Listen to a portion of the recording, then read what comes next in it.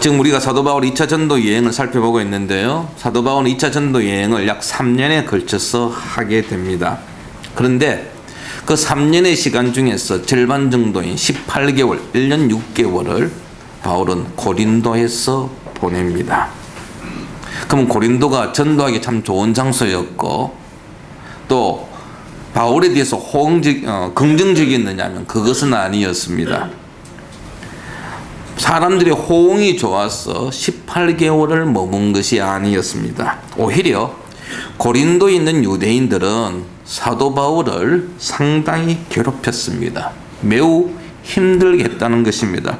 오늘 6절에 보면은 잘 나와 있습니다. 6절 보시면 그들이 대적하여 비방하거늘 되어 있습니다. 그들은 유대인들입니다.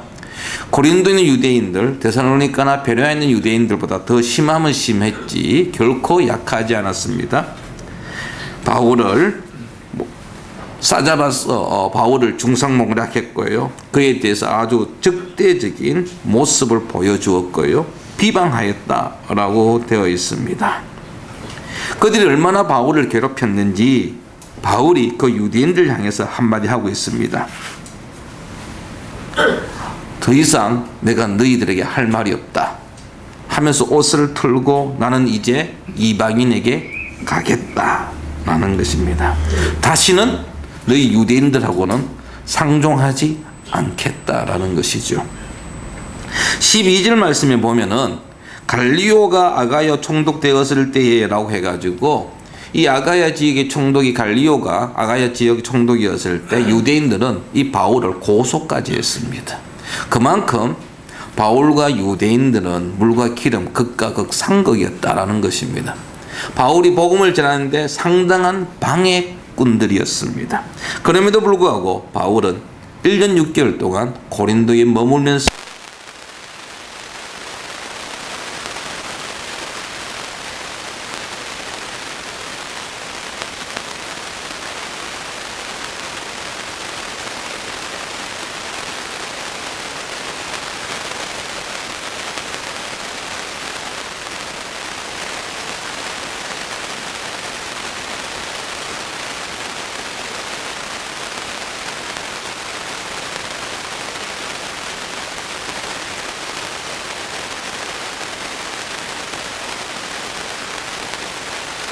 말씀을 한번 보십시오. 5절에 보면 실라와 디모데가 마게도냐로부터 내려오매라고 했습니다. 실라와 디모데는 바울 2차 전도 여행하는 가운데 일시 헤어졌습니다. 데살로니가에서 도망치다시피 해서 베레아에 갔을 때에 유대인들이 쫓아오자 바울은 실라와 디모데를 놓아두고 홀로 아덴을 거쳐서 고린도에 왔습니다. 그래서 고린도에서 복음을 전하고 있었는데 그 헤어졌던 실라와 디모데가 이제 바울과 합류하게 되었던 것입니다. 그런데 이들의 합류가 바울에게는 큰 힘이 되었다라는 것입니다. 왜냐하면 이 두 사람은 빈손으로 고린도에 오지 않았습니다. 그들은 두 가지를 가지고 바울에게 왔던 것입니다. 그 첫 번째 하나가 무엇이냐면 데살로니가 교회의 소식이었습니다. 데살로니가전서 3장 6절과 7절에 보면 이런 말씀이 있습니다. 지금은 디모데가 너희에게로부터 와서 너희 믿음과 사랑의 기쁜 소식을 우리에게 전하고 또 너희가 항상 우리를 잘 생각하여 우리가 너희를 간절히 보고자 한과 같이 너희도 우리를 간절히 보고자 한다 하니 이러므로 형제들아 우리가 모든 궁핍과 환난 가운데서 너희 믿음으로 말미암아 너희에게 위로를 받았노라. 아멘. 사도 바울이 데살로니가 교인들의 소식을 듣고서 위로를 받았고 그들이 전해준 소식은 바울에게 기쁨을 주었다라는 것입니다. 그들의 믿음과 너희 믿음과 사랑의 기쁜 소식이라고 되어 있습니다. 사도 바울은 데살로니가 급하게 떠나면서 제대로 뒷정리를 하지 못했습니다. 그래서 마음 한구석에 데살로니가 교회에 대한 애틋함이라 그럴까 안타까움이 있었는데 바울 디모데와 실라가 와서 데살로니가 교회 성도들이 믿음 생활 잘하고 있고 성도들끼리 서로 사랑하고 있습니다. 아름다운 교제가 이루어지고 있습니다. 이런 소식을 바울이 듣게 되니까 한숨 놓이면서 더욱더 복음을 전하는데 힘쓰게 되었다라는 것입니다. 그래서 바울이 그들을 격려하는 편지를 썼는데 그 편지가 바로 데살로니가 전서입니다. 또 하나 가져온 것이 있는데 그것은 빌립보 교회의 헌금이었습니다. 빌립보 교회는 바울의 전도 사역을 돕기 위하여서 헌금하였고 그 헌금은 실라와 디모데를 통해서 바울에게 전달되어졌던 것입니다. 자, 고린도 후서 11장 9절 말씀을 한번 찾아보시기 바랍니다. 고린도전서 11장 9절입니다.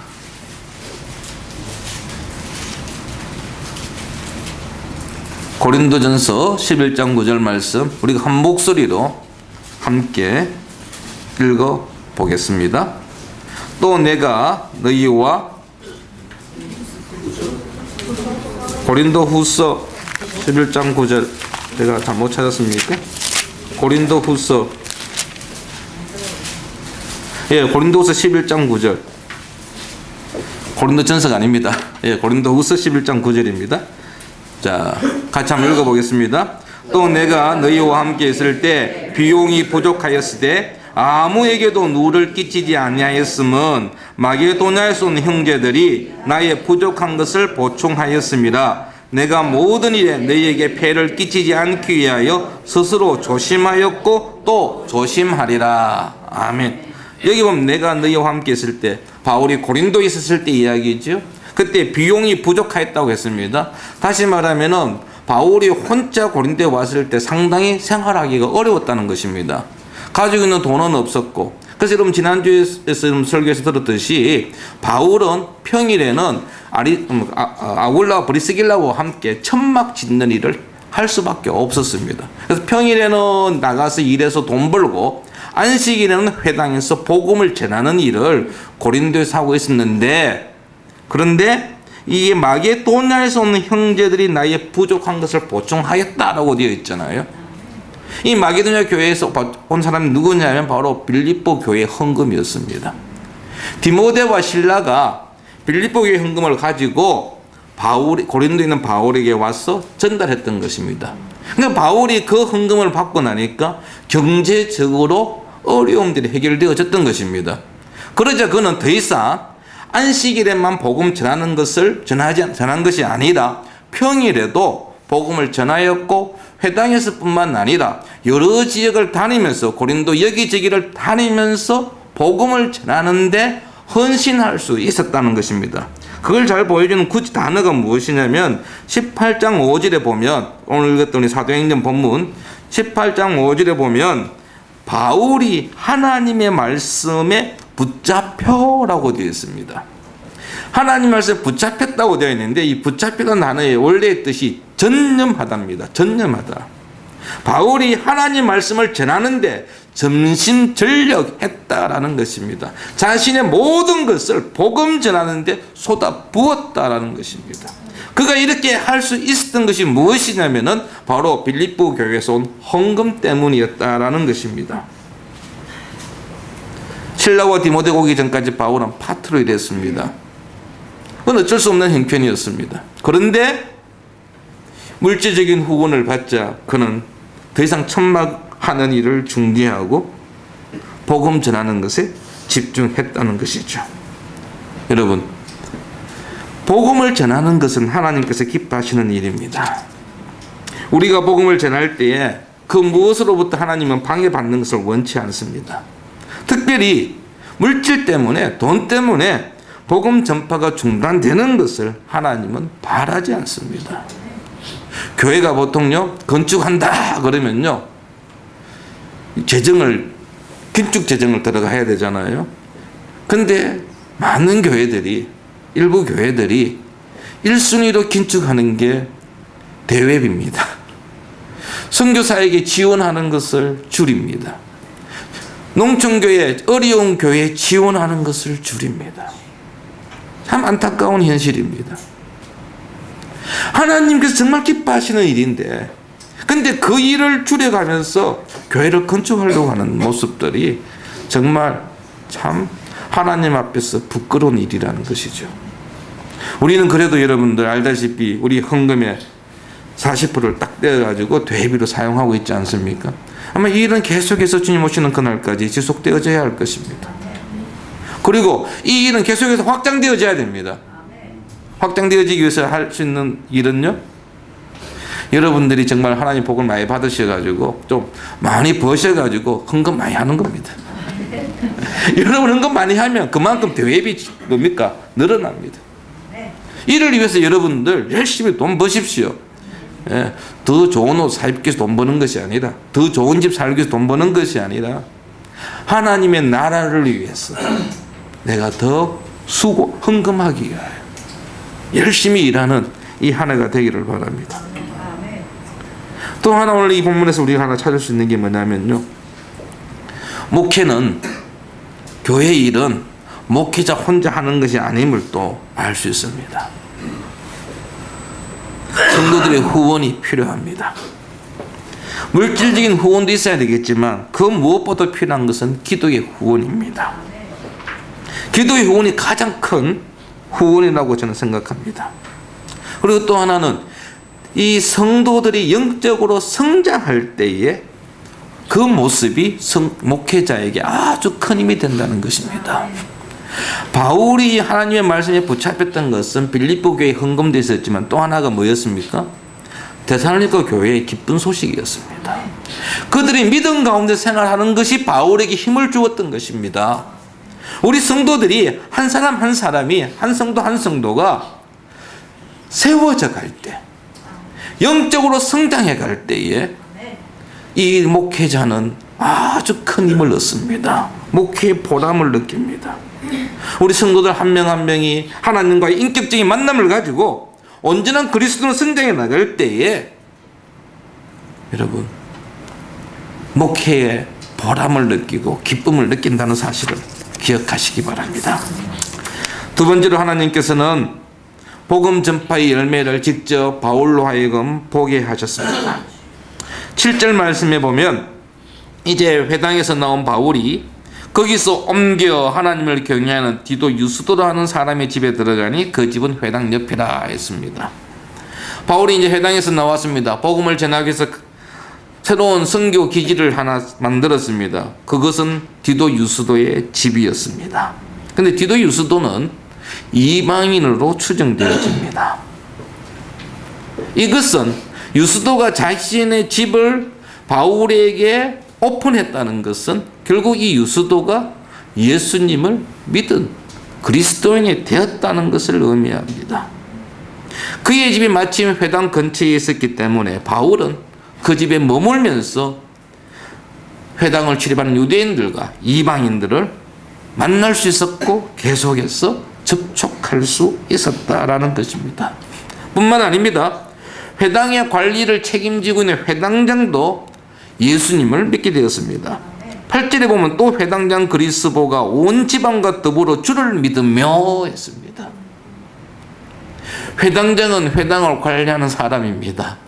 그런데 이 사람이 바울을 통해 복음을 듣고 개종한 것입니다. 유대인들에게 얼마나 큰 충격을 주었겠습니까? 이렇게 생각하시면 됩니다. 이 동네에서 평생을 60년, 70년, 80년 평생을 절에 열심히 다녔던 분이 우리의 전도로 인해서 회심해서 우리 교회에 출석한 겁니다. 그랬을 때 그 집안과 그 주변의 이웃들에게 얼마나 큰 충격을 주겠습니까? 바울이 그 열매를 보았습니다. 뿐만 아닙니다. 하반절에 보면 8절 하반절에 보면 수많은 고린도 사람도 듣고 믿어 세례를 받더라 했습니다. 고린도 사람들이 예수님을 믿기 시작했다는 것입니다. 이러한 열매는 바울에게 큰 힘이 되었습니다. 긍휼히 반대하는 유대인들에게 받은 상처를 치유하기에 충분하였습니다.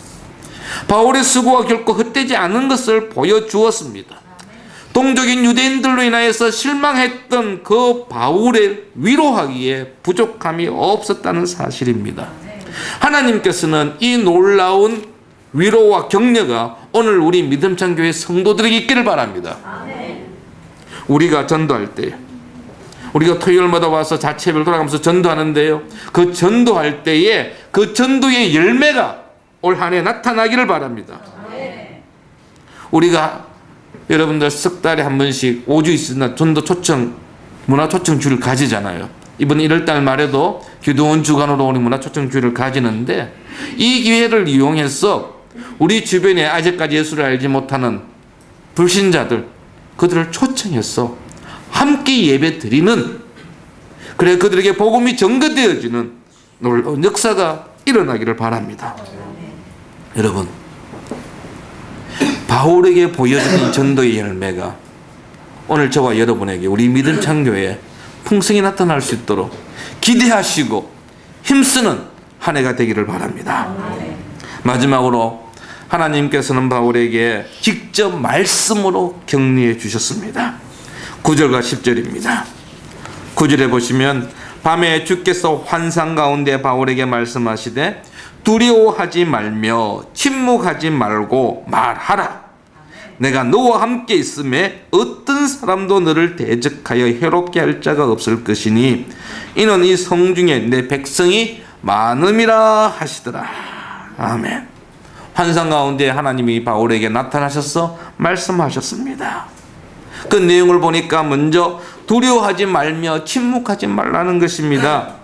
유대인의 반대로 인하여서 그들의 극렬한 어떤 부정적인 모습으로 인해 가지고 상처받지 말고 겁먹지 말고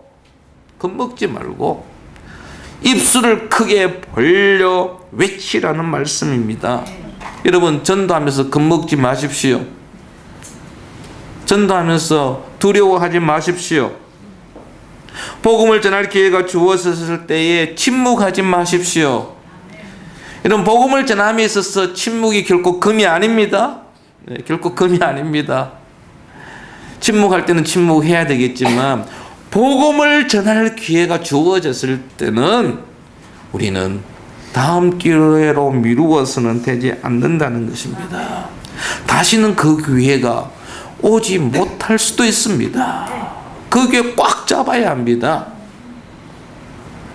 그 다음에 바울에게 하나님 말씀하시기를 내가 너와 함께 있으며 어떤 사람도 너를 대적하여 해롭게 할 자가 없을 것이다 라고 말씀하셨습니다. 약속하고 있습니다. 내가 너와 함께 하겠다. 어떤 상황에서도 어디에서도 함께 하시겠다고 하나님 약속하십니다. 어느 누구도 바울을 해칠 수 없도록 지켜주시겠다고 하나님 약속하고 계십니다. 이 약속이 오늘 저와 여러분에게 주시는 하나님의 약속입니다. 우리가 하나님 일을 할 때에, 우리가 주의 복음을 전할 때에 하나님은 결코 우리를 홀로 버려두지 아니하십니다. 내 혼자 걸어가서 집집마다 찾아가서 방문해서 전도지를 주고 예수님을 전할 때에 나 혼자인 것처럼 여러분 느낄는지는 모르겠지만 바로 그 순간에 그 옆에 하나님께서 동행하신다는 것입니다. 그런데 무엇을 두려워하며 무엇을 염려한단 말입니까? 하나님은 항상 우리와 함께 하십니다. 우리를 홀로 내버려 두지 아니하십니다. 여러분 잘 아는 성경 구절 하나 있죠. 시편 23편 4절 말씀. 내가 사망의 음침한 골짜기로 다닐지라도 해를 두려워하지 않을 것은 주께서 나와 함께 하심이라. 주의 지팡이와 막대기가 나를 안위하시나이다. 아멘. 사망의 음침한 골짜기를 다닐지라도 나를 힘들게 하고 나를 어렵게 하고 나를 지치게 하고 나를 낙심하게 만들고 나를 넘어뜨리는 그 상황 속에서도 하나님은 함께 하시겠다고 약속하시고 그 약속하신 말씀을 지켜 행하시는 분이십니다. 우리의 눈에 보이지 않는다고 해서 하나님 동행하지 않는 것 아닙니다. 하나님께서 우리와 함께 하시는데, 우리와 동행하시는데 누가 우리를 해코지할 수 있겠습니까? 우리를 막을 수 있는 존재는 없습니다. 지레짐작 미리 여러분 겁먹는 일이 없기를 바랍니다. 마지막으로 하나님께서는 이 성중에 내 백성이 많다라고 말씀하고 있습니다. 고린도에 하나님께서 택하신 하나님의 나라의 백성이 많이 있다는 것입니다. 달리 표현하면 복음을 들어야 할 자들이 많이 있다는 것이지요. 그것은 바울로 하여금 계속해서 복음을 전하라는 말씀이기도 합니다. 여러분들 알다시피 이 롯데 지금 짓고 있고 그 앞에 지금 상용이 짓기 위해서 지금 준비 작업을 하고 있습니다. 한 집씩 이사 가고 있고, 이사 간 집에는 경찰서 스티커 붙여놨습니다. 이 집은 빈집이오니 출입하지 마십시오 라는 경찰 스티커 붙여져 있고요. 어떤 집은 철제를 박아가지고 이제 뭡니까 그 벽을 쳐가지고 이제 곧 철거하겠다는 의사 표현을 지금 하고 있습니다.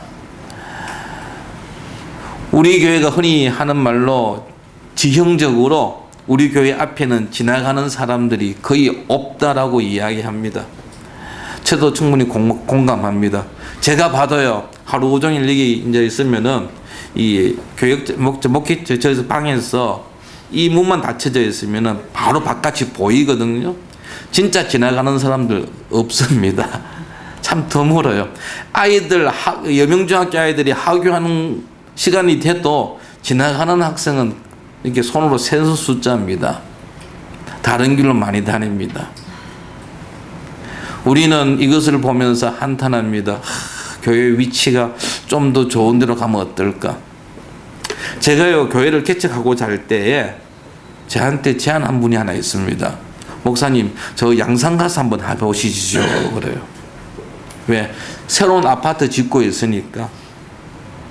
교회 개척해가지고 성공하는 지름길 중에 하나가 목 좋은 데 가서 교회를 세우면은 성공할 수 있다는 이야기도 합니다. 정말 그럴까요? 아닙니다. 아닙니다. 지금 사람들이 이 지역을 떠나고 이제 내후년 돼야 저 롯데 아파트 입주될 것이고 그 다음 돼야 이제 상용 아파트 입주될 것인데, 그러면 그 전까지 우리 사람들 없다고 해가지고 뒷짐지고 있어야 하느냐? 아니라는 것이죠. 비록 저 지역은 사람들이 떠났다 할지라도 아직 이 마을에, 이 지역에 복음을 들어야 될 많은 사람들이 있습니다. 여러분 알다시피 부산 인구의 90%가 불신자입니다. 교회를 다니지 않습니다. 10%가 채 되지 않습니다. 아직도 우리 주변에 우리 이웃들 여러분 한번 돌아보십시오. 얼마나 많은 믿지 않는 자들이 있습니까? 이 지역에도 여러 교회가 지금 열심히 전도하고 있습니다. 아름다운 교회, 사직 제일교회, 길 건너편에 있는 예동 성결교회, 나름대로 열심히 전도하고 있습니다. 그러고 보면 우리가 참 전도해야 할 학교, 여고 초등학교도 그렇고 여명중학교도 그렇고 교대도 그렇고 또 이 지역도 그렇고 참 우리도 같이 전도하기가 참 그렇습니다. 하지만 여러분 이거 아십시오.